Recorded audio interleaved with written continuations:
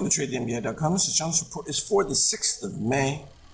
More excitement. Okay, so we talked about this post-FOMC. Often you get a reverse move. We'd already started out below the 38% with magenta slightly tilted down. We had green DOC rising, so we were needing to look intraday.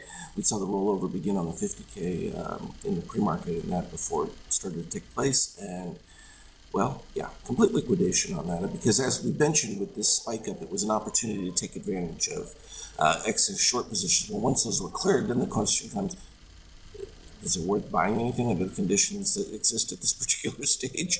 And clearly the answer was no, and reinforced. And the concern was when you get this kind of move is that the market was signaling that just because the Fed is not going to do a 3/4 point move at any given time, that was somehow meant that they weren't still serious about reducing liquidity in that.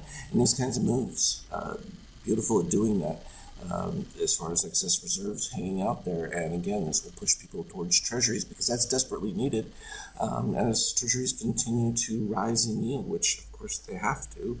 But that in their mind is going to be enough to not have to raise rates excessively so that they can slow things just enough without creating a significant recession, even though we already saw in Q1 that negative GDP. And that's was an easy call because you could see it building from the end of the year with the not just the supply disruption, but the desire to save, and people were pre-purchasing things ahead of time in anticipation of rising prices. So from an NQ standpoint, all the way back to the 0%, and you still have magenta over yellow, so we could still see some back and forth within this, but a breakdown below the NBI magenta yellow there with combination and a spike up of yellow would really drive things quickly to lower, significantly lower.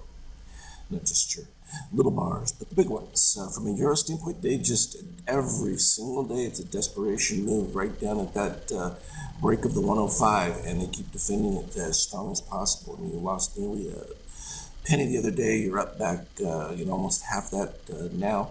And it's, again, this defense of this 104. Is there a justification for defending it at that level? No. Just no. But they're still going to do it anyway, simply because you can't have the chaos that starts to reign when things unravel. And you've already saw it when we saw the inversion of the yield curves and that, and how quickly that began to escalate. It took a little bit of time, but the bond market was always first. And that's why we pay attention to those things. I mean, our expectation for TLT and that from when it was in the 140s to go back to 115, and that is the same with expecting the euro in the 120s to go back into that 114 range, and then once we saw where things were headed with euro's expectation is that it moves back to parity, or actually quite a bit less. It's actually about to reach its normal conclusion because the eurozone is going to suffer dramatically more than the U.S. in that. So from a gold standpoint, considerably cheap relative to what the expectation, again, but the paper markets are able to distinguish from the physical gold markets. And to, even within the context of what's going on with Russia, and that, they're going to be buying up their domestic supply because that's no longer available. So, I mean, from a supply standpoint, far more limited than it's ever been, interestingly enough. And there's certainly going to be a lot of demand for it. And this is where it gets to be a problem, because as we start to get this recognition that inflation is not going to be contained with the small moves, I think you're going to see oil continue to skyrocket, particularly if the inflation concerns in the EU continue to grow, because a lot of the Arab states that sell oil buy in the EU, and they will not have their purchasing power diminished. So, and ironically, helps fund the Russian war effort, even though that at these prices they're selling at a huge discount. It's still far higher than would be without the whole conflict and the sanctions that are going on. All of that is just policy driven. And there it is. So we've talked about it for months since last year, and going into the beginning of this year, started to ramp up the expectation of moving down towards this level, and finally reached it. And it gets interesting as we move towards 110 down to the 104 range, because then you're talking about the serious spiral out of control, and at that point, the Fed would be so far behind. It's amazing to even think about how they would catch up with that and what they're going to do, pulling off their purchase of MBS and stuff like that just isn't going to be enough. But I'm guessing they just don't want to panic at this particular stage, even though we passed that stage a long while ago. They don't have any good options. From a Bitcoin standpoint, again, suffering with the market parallel to the NASDAQ moves. And we talked about 34 plus was a previous range. So now you're quite a ways from that 39 level. And that's, again, going to be the pull to the upside. But also, I think we have that pull towards 34 that will also start to gain some more attention. And then I think way back in the daily, I'll have to look at it again, there's the 28K, which had a positive extreme from quite a while back that was the only one that hadn't been completely filled. From ETH, it's really just nice, clean action. I think that's probably one of my favorites, as far as the way it trades that. Just it's so clean within the algos, which just is a clear indication that it's just beautiful computer code as far as how this is traded and executed. So I think it's just fun, nice and clean. Beautiful from the 50K. So this is what we saw in the pre-market early on. The breakdown started right back here. The next one occurred. We were still cyan under red because of the huge move up, but that clearly met all the criteria when you break down. Right here was the giant move up, crossing of the green at that particular stage. The only concern we've got is that gold had been rising, but it had just started to flatten out. You have all these positive extremes with the expectation of filling all the way back down. And it did that exactly perfectly. Short took advantage of it. And then even within the micro chaos, took advantage of that one. A little bit too low in this one. I'm working on the code to adjust to where when we're caught between the 0 and 23%, that we only take trades that are at a portion that's greater than 60% of that range between the 0 and 23%. That would just make sure that we don't get some of these incidental buys that are right at the 0, that they're at least elevated closer to the one that currently is in place right now. So, all in all, perfectly clean. And this was the intraday. So I woke up to the slight little pump that was taking place.